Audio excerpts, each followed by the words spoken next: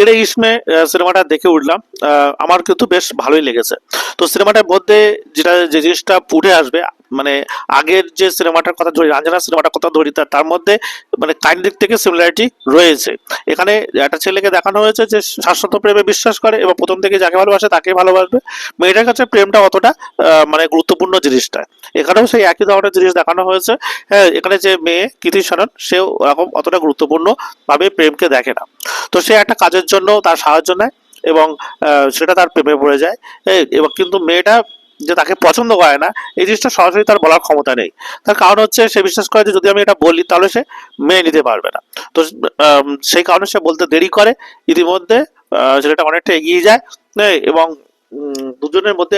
দুজনের মধ্যে একটা কনফ্লিক্ট তৈরি হয়।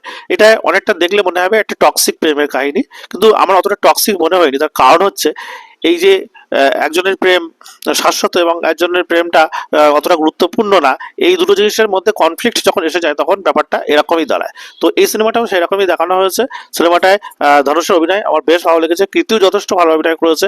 সিনেমার এন্ডিংটা বড্ড মানে বেশি লম্বা করে দেওয়া হয়েছে, অতটা না করলেও ভালো হতো। এর মধ্যে ওই জওয়ান টওয়ান এই সমস্ত জিনিসগুলো, ফ্লাইট এই সমস্ত জিনিসগুলো না এনে যদি অন্যভাবে দেখানো যেত তাহলে আমার মনে হয় এটা আরো বেটার লাগতো।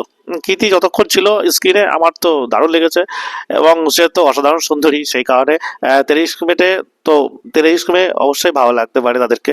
তো যাই হোক, সিনেমা নিয়ে এরকম আরো ধরনের খবর পাওয়ার জন্য অবশ্যই লাইক সাবস্ক্রাইব ভালো করে তুলবেন না। ধন্যবাদ।